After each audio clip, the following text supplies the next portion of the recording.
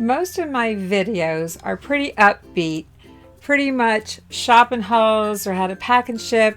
And I'm a pretty upbeat, I like to think upbeat, positive person. But you know what? In the reselling world, crap happens, but it's not necessarily what you think.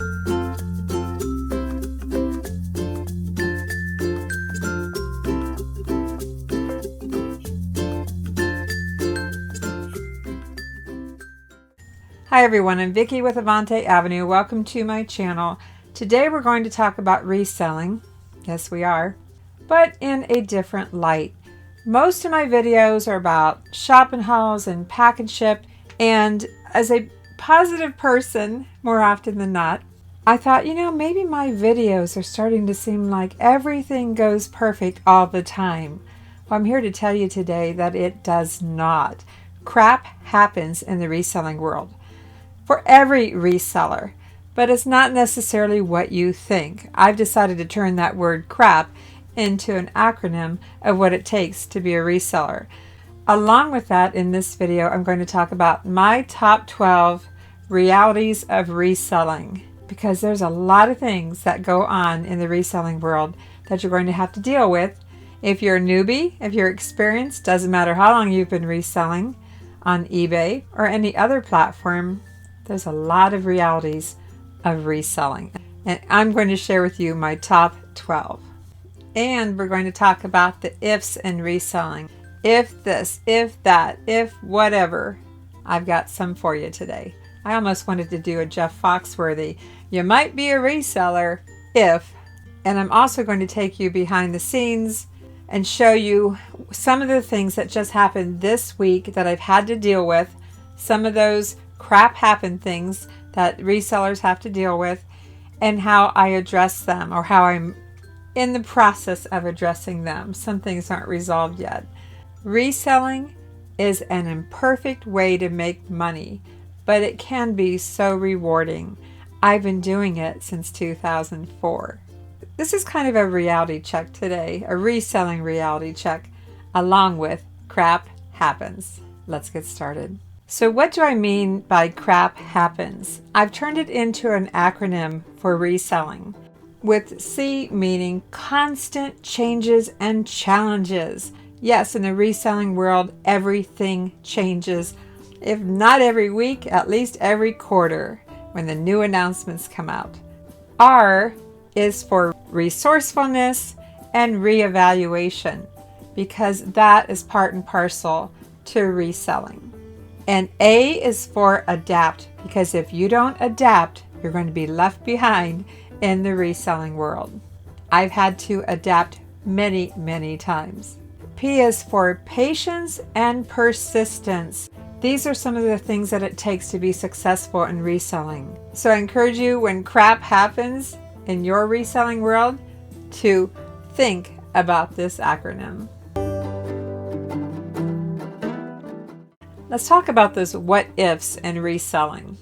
If you want to make more money, you have to source better things that are worth more.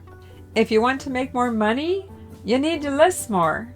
If you want to make more profit, you need to list higher value items and ask more for the items you list. Don't be afraid to raise your prices, because you can always put make offer on your listings. If you want to sell more, you need to diversify more. And if you want to diversify more, you need to push yourself out of your comfort zone and learn more about the items you find when outsourcing. And take some time to research an item when it is in front of you. Take that opportunity, your sourcing opportunities, to learn. And research, research, research. Your knowledge and skills will improve over time if you're committed to learning. Reselling is all about learning and applying what you learn. No one else can do it for you. I can tell you that 62-year-old Vickie knows a lot more than 52-year-old Vickie. I'm committed to constantly learning about reselling. What are my top 12 realities of reselling? Number 1. My first reality of reselling is not every day is an 8-hour day or less. I tend to think most resellers work more than 8 hours a day.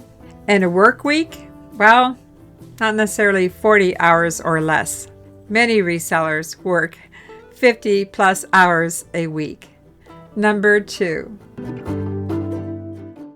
Not every offer is accepted, whether you send it or receive it. I tell you what, I send lots and lots of offers, but I get a very small percentage, couldn't even tell you how many, maybe 1%, that the offer actually results in a sale. So offers are not a guarantee that you'll get a sale, but it is a nice feature.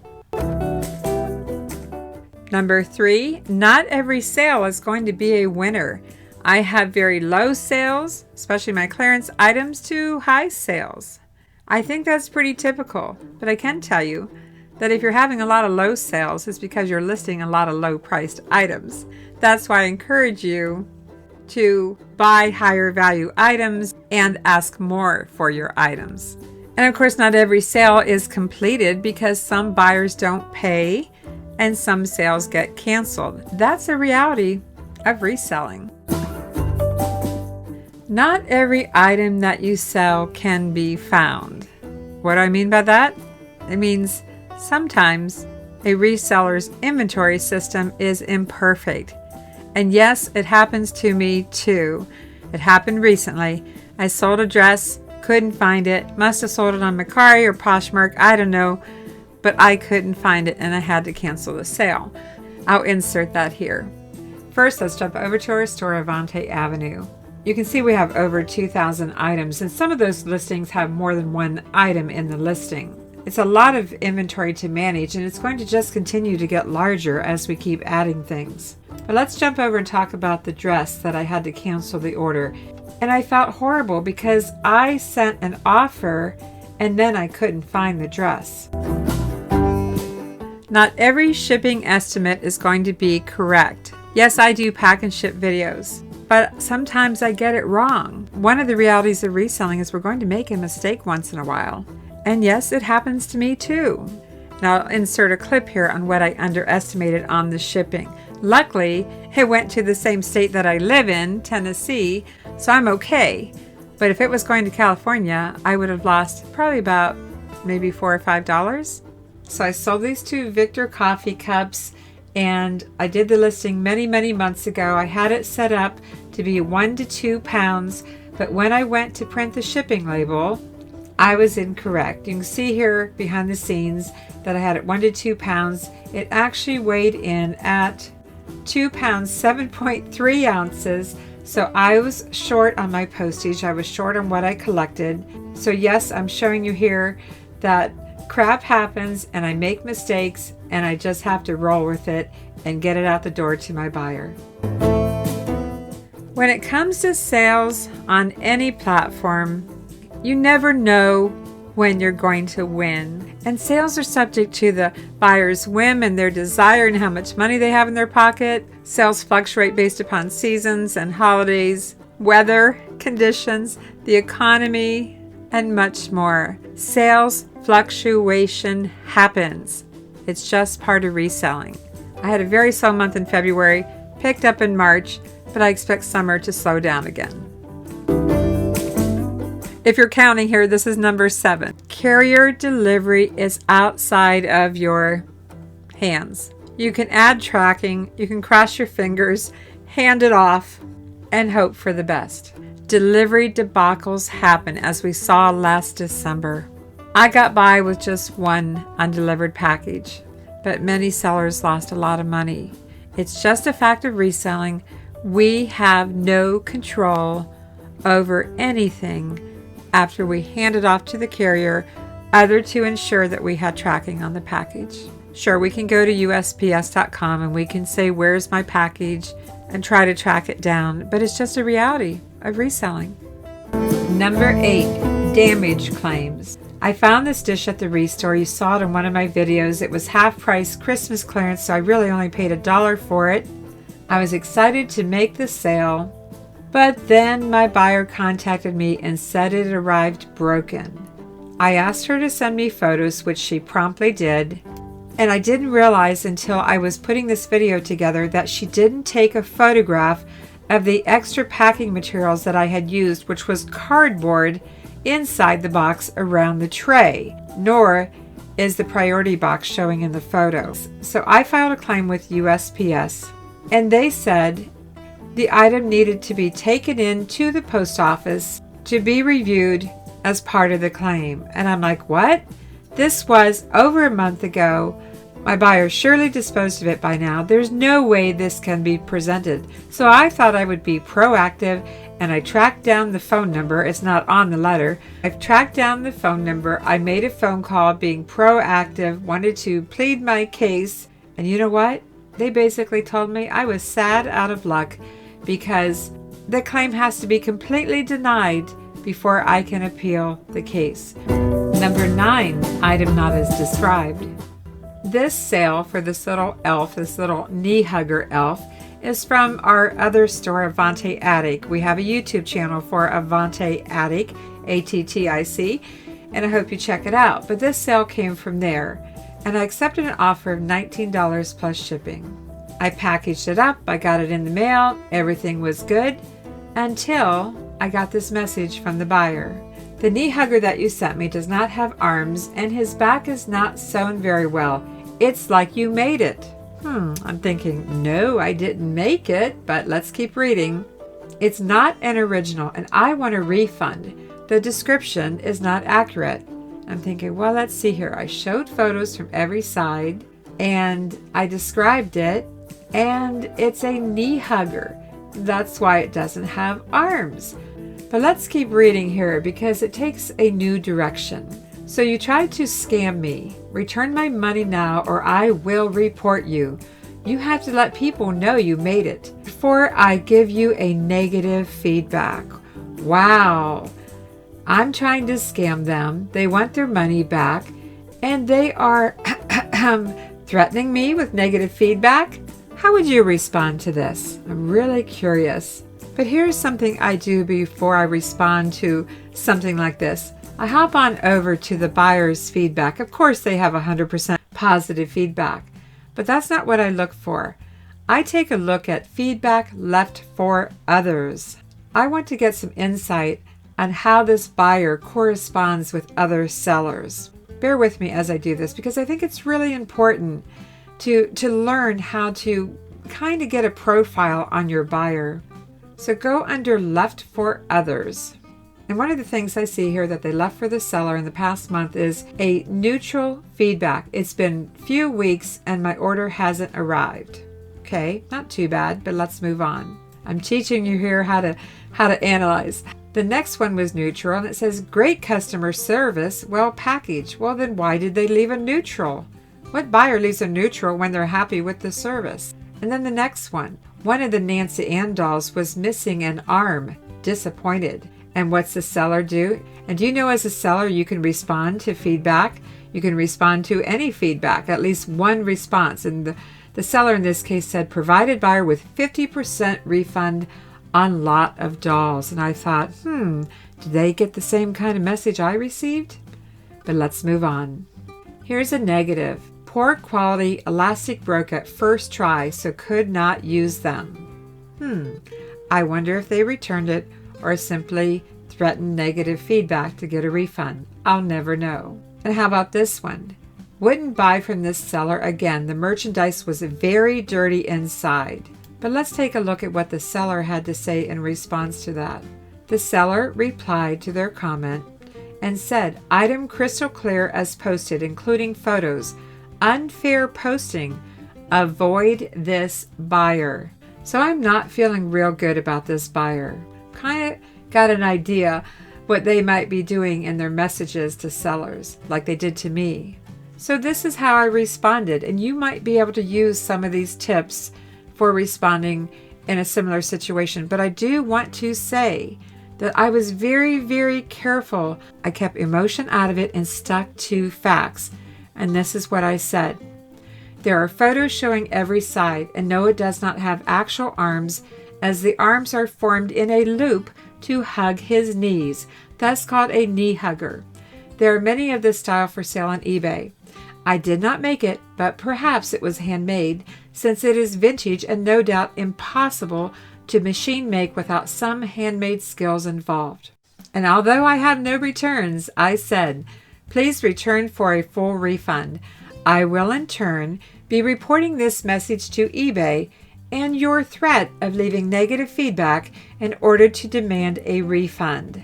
In the reselling world, your message is considered extortion, and to let you know, I am able to reply to any feedback comment you leave, which they probably know because they've had other sellers leave feedback. Now, I know this was a very bold thing to say and do.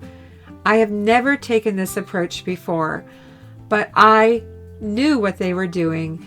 I feel confident eBay would back me up on this. So I basically took the approach, I'm going to state the facts in response to what they've said to me. I go on. If you are not satisfied with the item, return for full refund. File a case with eBay, and I will follow up with a phone call to eBay and present this very message.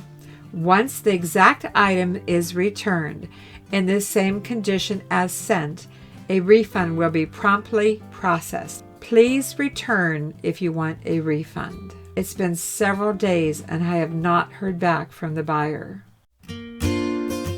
Number 10, returns happen. Yes, they do.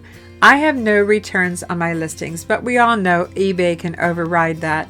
And on a rare occasion, I have a request, and I've done a couple of refunds in the last several months, but not too bad. Some items I had returned, but returns are going to happen. It's part and parcel to reselling. Number 11, not every buyer will leave feedback. You can do an absolute perfect job in packing it. You can put pretty little ribbon on it if you want. You can put a little note card saying thank you if you want. But not everybody leaves feedback. The majority of buyers do not leave feedback. And I swear that the packages that have required the most time, most packing materials, most effort, they are the very ones that although they arrive safely, I don't even get any feedback. So that's a reality of reselling. A lot of buyers do not leave feedback. Number 12, not all sourcing adventures result in things to resell. Boy, did that happen to me this week. I'm going to show you here a few clips of how my day out, Vickie's day out for sourcing, my shop hop didn't go too well. In fact, I'm showing you some clips here because it's not going to become a video. Birds are happy this morning. We're going on a shop hop. Living at our first stop at the Haven of Mercy thrift store. We don't find a whole lot here, but it has been a while since we've been here, so we'll go in and take a look. You know, when we go out sourcing, it's not always to absolutely find something to resell. I use it as a learning opportunity. Sometimes it's the best. We came out empty-handed. Sometimes you just don't find anything. That's how it works. We've just arrived at the Good Sam thrift store over here. Over here is the entrance, and we're going to go in and see what we can find. Another bust. Nothing. Zero. We stopped at the Family Promise thrift store with Good Promise and found nothing. Again, when all else fails, like the first 3 or 4 thrift stores, go to the Restore store. See if we can find something. They just opened a few minutes ago. We're at the Goodwill. Let's go in and see if we can find something. I don't know. I really just don't know. We'll find out. I hope through my reselling videos and my shopping hauls and my pack and ship videos that I inspire you in some way. And if you like my videos or you like this video, if you're getting anything out of it, just hit the like button and let me know. But I do encourage you to adapt. Adapt to the crap happens, the constant changes and challenges.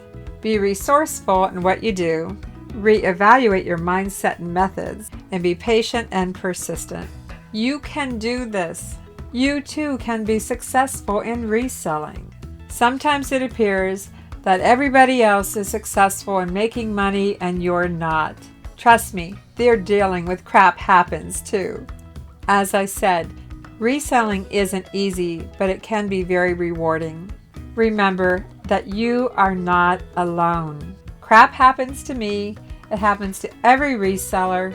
It happens to all of us.